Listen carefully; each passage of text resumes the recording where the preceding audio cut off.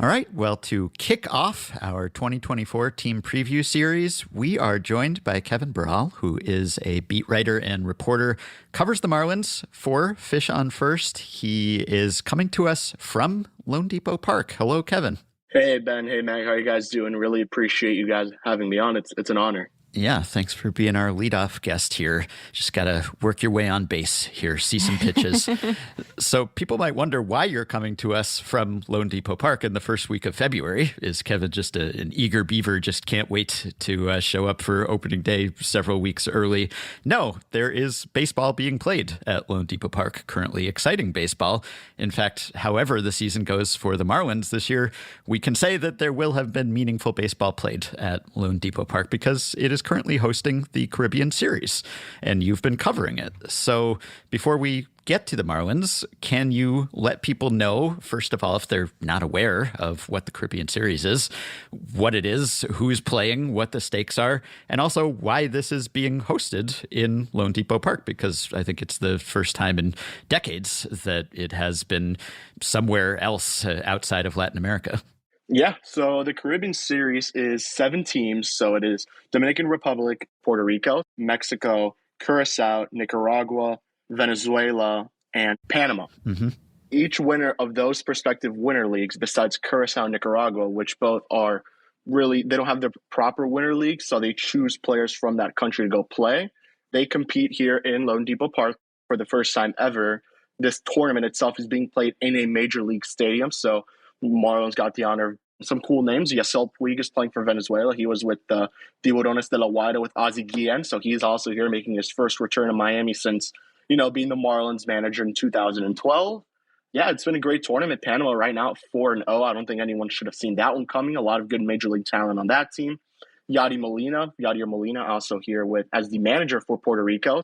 Yeah, this is a huge tournament. The winner obviously gets to, say that they're the best winter league team in 2024. So very cool tournament here going on at Lone Depot Park, and, very honored to be covering it. What's the attendance and the atmosphere like? Really depends what teams. There are games where there are less than 100 fans here. We saw it with Nicaragua, Panama, I want to say.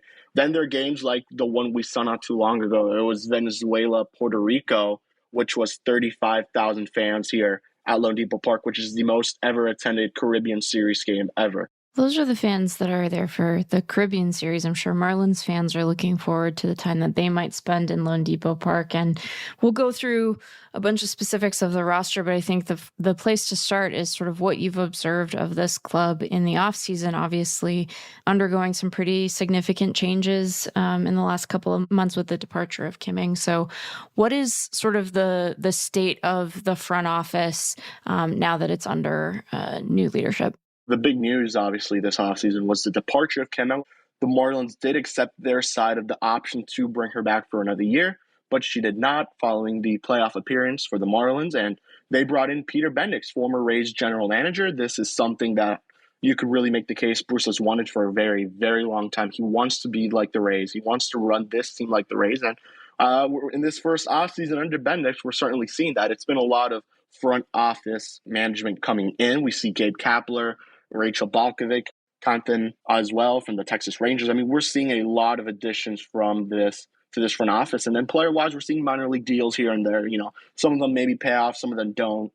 As of the recording of this podcast, the Marlins are the only major league team yet to sign a player to a full major league deal. They've made trades, obviously. They brought in Vidal Brujan and Calvin Fauché from the Tampa Bay Rays. That was his first trade, funny enough, with his former team. So, yeah, it's been a very quiet offseason. But when you look at the losses of this team, aside from Jorge Soler, which you're losing 36 home runs, you haven't lost too much. It's fairly the same roster. Josh Bell opted into his player option to return for one more season with this team. So it's really a lot of the same guys. Jake Burger's still here. Obviously, he still has a couple years left of control. And then, we're probably going to talk about it soon, but Sandy Alcantara, you're losing him for a full season. So 2 big losses for this team. But for the most part, this is still the same team that we saw make the 2023 postseason.